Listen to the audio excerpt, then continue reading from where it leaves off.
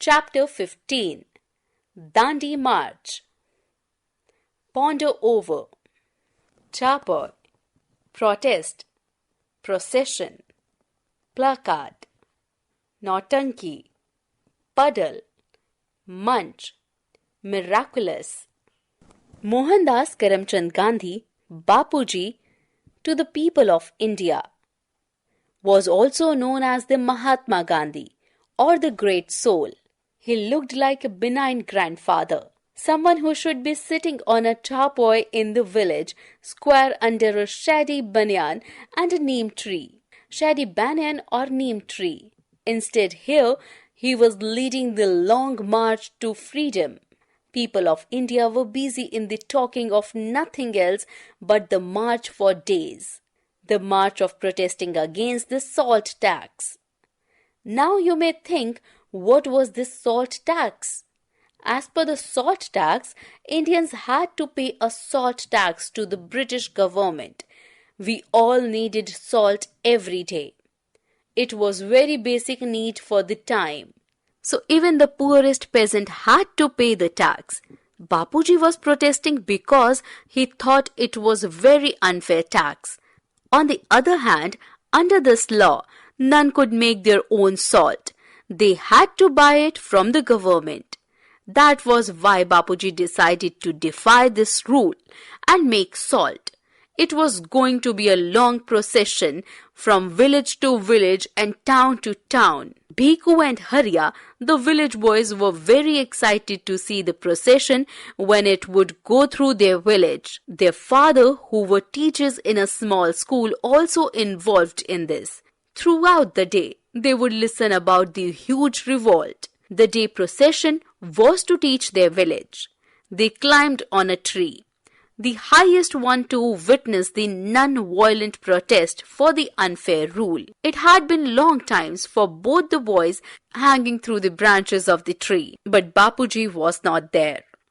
Just to clear the picture, Bhiku asked Harya, "How will we know when Bapuji is coming? Will there be someone beating a drum, singing or holding the placards?"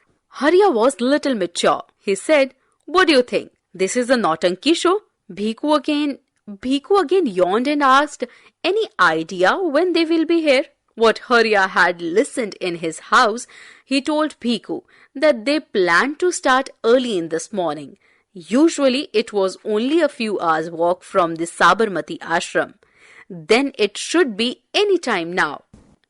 Just a few moments later, the eye-charming view started to approach. A grateful man at a brisk pace, clad in a short white khadi dhoti in a huge khadi shawl wrapped over his thin body, came towards the village. A wide stream-like crowd was surrounding Bapuji, looked true sepoys of freedom.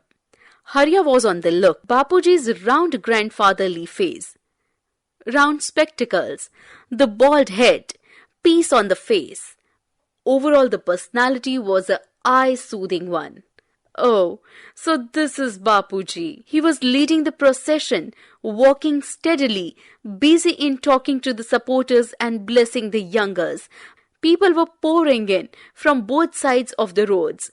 The crowd looked like a white stream, as all were wearing white dhoti kurta or pajamas. With every nook and corner, people got attached to march. Men, women and children. Everyone was going to make salt. The procession was getting longer and longer.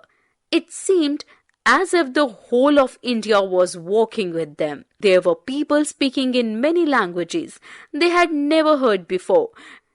Many of them were clad in unfamiliar apparels. Few of the Britishers were also there to click the pictures with their metal boxes. Everyone in the march was singing, and even when they did not know the words, they hummed along.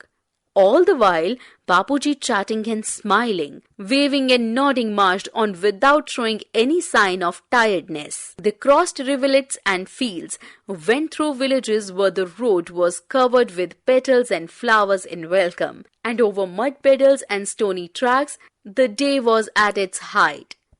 The sun was overhead. It was now the hottest part of the day, so they all stopped at the village to rest.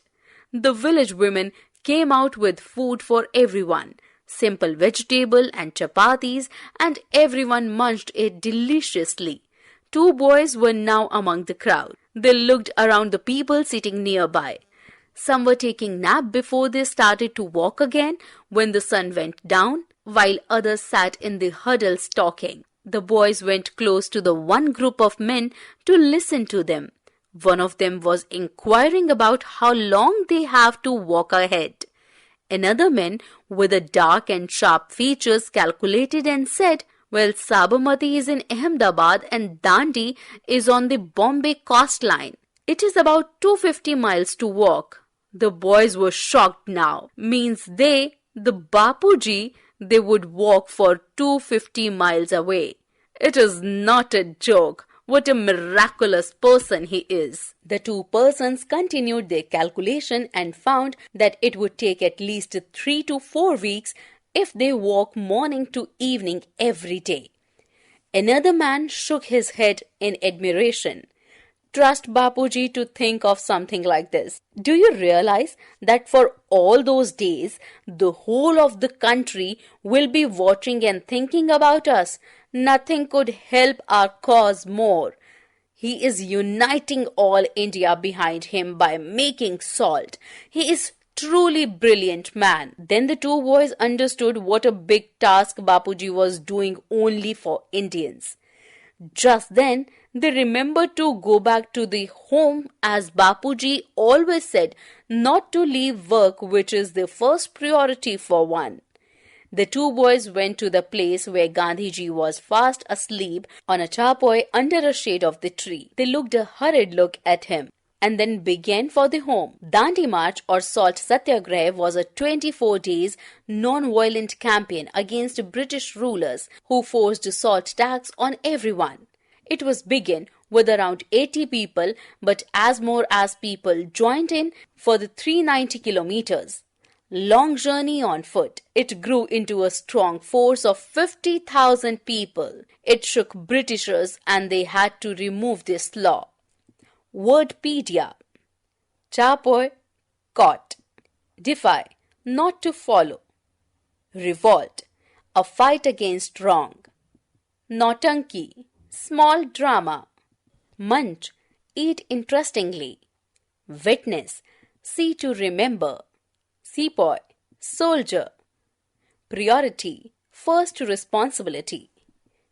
Protest, to make strong objection. Procession, long gathering of people. Placard, small cardboard flags for display. Puddle, mud pool. Miraculous, that can cause magic. Clad, wearing. Pouring in, joining